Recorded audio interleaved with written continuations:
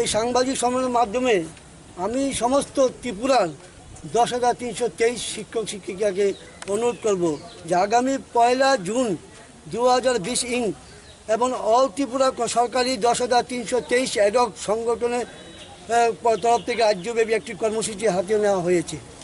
1 জুনের 10,323 চাকরিচ্যুত শিক্ষকদের কর্মসূচি 2 মাস পূর্ণ হবে। তাই ওই দিন আমরা সেদিন আগরতলা সহ ত্রিপুরা রাজ্যের সমস্ত জেলা সদরে কর্মচ্যুত শিক্ষকরা এবং একই সময়ে সামাজিক দূরত্ব বজায় রেখে মানব শৃঙ্খল এবং তৈরি করব এবং তারই উপলক্ষে যেখানে আজকে কর্মসংস্থানের দাবি তুলে ধরবেন এবং সংগঠনের তরফে 10,323 শিক্ষকদের সমস্ত ভেদাভেদ ভুলে দলমত নির্বিশেষে বাঁচার তাগিদে এই কর্মসূচিতে অংশগ্রহণ করে এক সাফল্যমণ্ডিত এবং করার জন্য আহ্বান জানানো হয়েছে এই সংগঠনের পক্ষ থেকে। সারা রাজ্যে কর্মসূচি সকাল 11টা হইতে দুপুর 1টায় 2 ঘন্টা ব্যাপী চলবে এবং সংগঠনের কর্মসূচিটি সাফল্যমণ্ডিত করতে সংবাদকর্মী সহ সমস্ত অংশের মানুষ এবং আরক্ষা দপ্তর এবং বিভিন্ন সংগঠন এবং ছাত্র সংগঠন এবং সমস্ত ত্রিপুরার জনগণকে আবেদন রাখছি আমাদের এই কর্মসূচিকে সহযোগিতা করার জন্য আমরা অত্যন্ত কামনা করছি। চাকরিচ্যুত শিক্ষকরা তাদের অধিকার রক্ষার দাবিতে ধারাবাহিকভাবে এবং কর্মসূচি পালন করে চলেছে। এই মানব শৃঙ্খল তারাই অঙ্গ। এটি একটি শান্তিপূর্ণ গণতান্ত্রিক এবং কর্মসূচি। অংশগ্রহণকারী সকল শিক্ষক শিক্ষিকাদের পানীয় জলের বোতল, ছাতা, মাস্ক এবং স্যানিটাইজার সঙ্গে নিয়ে আসার জন্য অনুরোধ করা হয়েছে।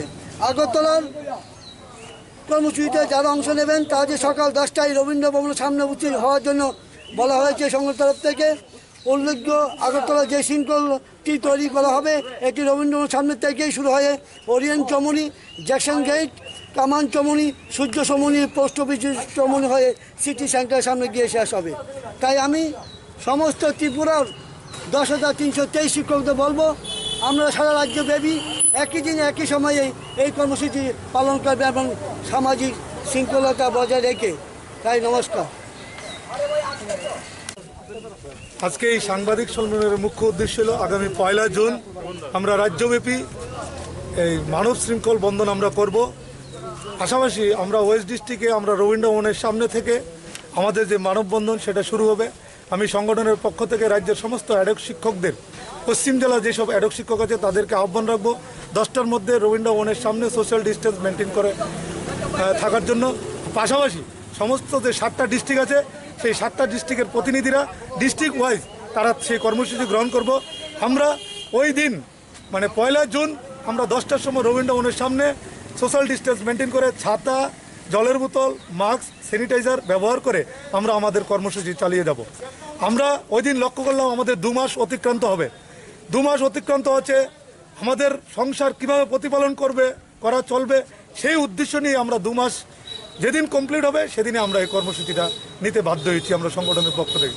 তাই আমি আবারও রাজ্যের এই গণমাধ্যম, ইলেকট্রনিক এবং প্রিন্ট মিডিয়ার মাধ্যমে আমি রাজ্যের সমস্ত অ্যাডহক শিক্ষকদের আহ্বান রাখবো, চলুন বন্ধু চলুন আগামী 1 জুন রবীন্দ্র ভবনের সামনে সোশ্যাল ডিস্টেন্স মেনটেন করে আমরা মানববন্ধন তৈরি করব। ওই দিন আমরা আওয়াজ তুলব রাজ্য সরকারের কাছে, সরকার যাতে অবিলম্বে আমাদের স্থায়ী সমাধান করে, কারণ ওই দিন আমাদের 2 মাস পূর্ণ হবে। তারই অঙ্গ হিসেবে আমাদের এই কর্মসূচি।